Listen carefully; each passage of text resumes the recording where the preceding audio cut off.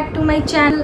राधे राधे, जय श्री कृष्णा। कैसे हैं आप सब? आई होप आप सब बहुत अच्छे होंगे। मैं भी बहुत अच्छी हूँ और आपका फिर से स्वागत है सपना के न्यू ब्लॉग में। यहाँ पे हो रहा है दोपहर का टाइम। आंशी आप लोग देख सकते हैं पीछे सो गई है, तो वो सो गई है तभी मैंने सोचा कि आप लोगों के साथ वीडियो बनाया जाए। मैं आप लोगों के साथ कुछ कहना चाहती हूँ, आप लोगों से कुछ बातें करना चाहती थी। हस्बैंड चले गए हैं ड्यूटी पे, उनका ड्यूटी का टाइम हो चुका था। आज मैं आप लोगों से कुछ बातें करना चाहती थी, अपने दिल की बातें। तो मैंने सोचा आप लोगों के साथ शेयर कर दूँ ये बातें, क्योंकि मुझे ऐसा लग रहा है कि आप लोगों के साथ शेयर करना चाहिए।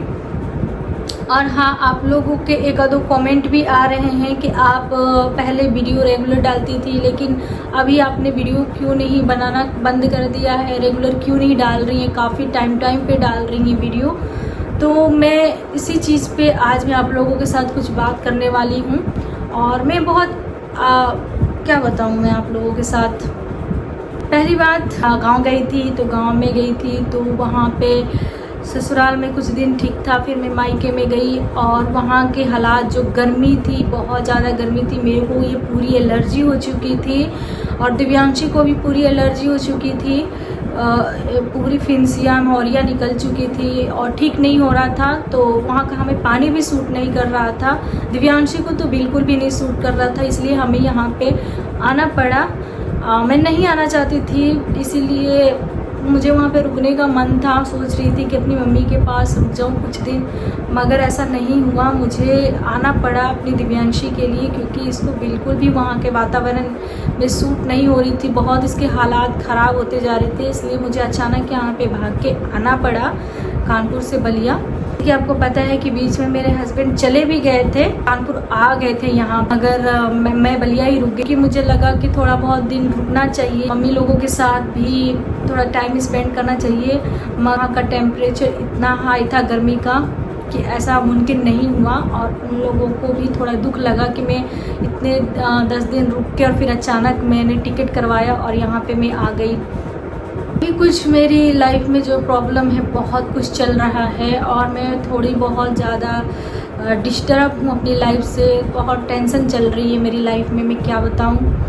आप लोग तो समझ ही सकते हैं, जो शादीशुदा है वो सब समझ सकते हैं। खुल के तो नहीं शेयर करूँगी, लेकिन आप लोगों के साथ कुछ बातें हैं जो मैं आप लोगों के साथ शेयर करना चाहती हूँ। क्यों कोई किसी को क्यों नहीं समझता है, इतना किसी के लिए सब कुछ कर दो फिर भी कोई नहीं समझता है। मैं एक चीज़ बताऊं, मेरे हस्बैंड को 10 दिन की छुट्टी मिली थी, 10-12 दिन की छुट्टी मिली थी।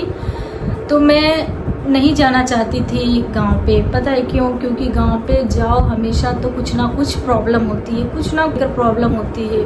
मैंने सोचा था कि कुछ मैंने सेविंग्स कर रखे थे, मैंने सोचा था कि मैं कहीं घूमने जाऊंगी, मगर नहीं। मेरे हस्बैंड को इन्होंने बोला कि घूमना तो ज़िंदगी भर है, तो क्यों ना हम गांव ही चले और गांव पे ही हम अपने मतलब छुट्टियों को एंजॉय करें।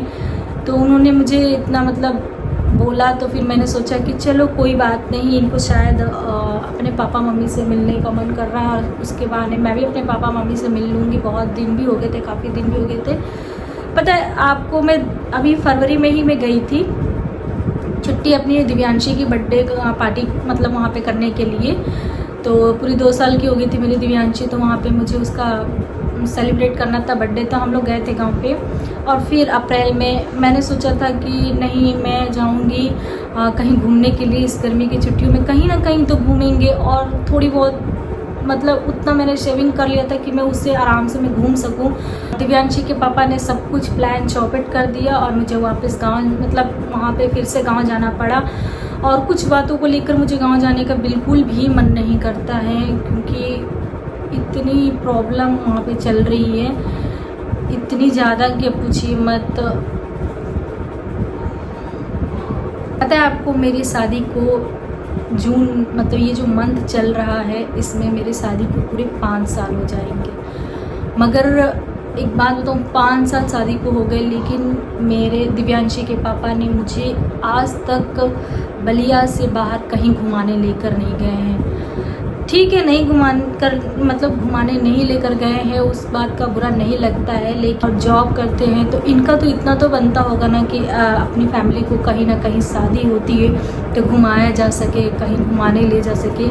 लेकिन नहीं, इन्होंने कभी ऐसा सोचा नहीं और कभी मुझे बलिया से बाहर तो लेकर ही नहीं गए, कभी नहीं। 5 साल पूरे कंप्लीट हो जाएंगे मेरे जून में शादी, और मेरी एनिवर्सरी भी आने वाली है जून में ही, तो आप लोगों को देखने के लिए मिलेगा वीडियो। मुझे कभी नहीं लेकर गए हैं। और यहाँ पे भी, यहाँ कानपुर में भी मुझे मेरी दिव्यांशी पूरी 6 महीने की हो चुकी थी तब लेकर यहाँ पे मुझे आई। मतलब यहाँ पे मैं 1.5 साल से रह रही हूँ कानपुर में। गांव वाले तो मतलब मेरी गांव की फैमिली तो चाहती नहीं थी कि मैं यहाँ पे आऊँ, बिल्कुल भी नहीं चाहती थी।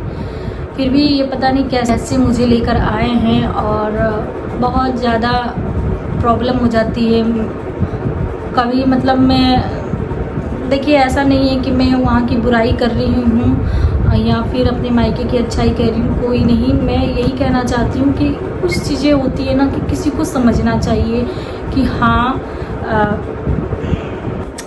तो यहाँ पे दिव्यांशी सो रही हैं दोपहर का टाइम, जैसे कि मैंने आप लोगों को बताया। यहाँ पे कि ये बिल्कुल अपने हाथी राजा के साथ सोई हुई है, पर हाथी राजा को बहुत ही ज़्यादा प्यार करती हैं, उसको पकड़ के ही सोई है, मतलब छोड़ने का नाम ही नहीं ले रही है। उसको बहुत ही प्यारा खिला और उसके साथ ही सोई है हाथी राजा इनके। हो चुकी है और मैं यहाँ पे सारे रूम को मैंने सेट कर दिया है। और ये जो सूटकेस हैं अभी इन करना है, क्योंकि इसमें अभी कपड़े भरे हुए हैं। तो मैं गांव से आई थी ना, अभी इन सूटकेस को मैंने बिल्कुल भी खाली नहीं किया है। वो जो सूटकेस लेकर आई थी मैं, खाली नहीं किया है। अभी मैं सोच रही हूँ कि उसको खाली करूँगी, और के कपड़े हैं उसको निकालना पड़ेगा क्योंकि प्रॉब्लम हो रही है। बैठ के चलाती हैं वो, मतलब ये छोटे से हाथी राजा पे बैठ जाती हैं तब चलाती हैं। उन्होंने तोड़ भी दिया है। और देखिए पूरी, आप लोग देख सकते हैं, देखिए पूरी थ्रेडिंग अभी बनवानी है मुझे। गाँव से आई हूँ तब से मैंने थ्रेडिंग नहीं की है। अभी मैं जाऊँगी ब्यूटी पार्लर तो ये पूरा बनवाऊँगी अच्छे से। पूरा निकल गया है बाल आईब्रो का, तो इसको भी बनवाना बहुत ज़रूरी है, क्योंकि पता है जब पूरे निकल जाएगा ना, बहुत ज़्यादा निकल जाएगा ना, तो काफ़ी प्रॉब्लम, बहुत दर्द होता है बहुत ज़्यादा। यहाँ पे स्किन बहुत सेंसिटिव होती है ना, तो बहुत ज़्यादा दर्द होता है। और मेरा तो बहुत ही ज़्यादा घना है, बड़ा बड़ा हो जाता है ना, तो बहुत ज़्यादा निकालने में दर्द होता है। और ब्यूटी पार्लर में जाओ तो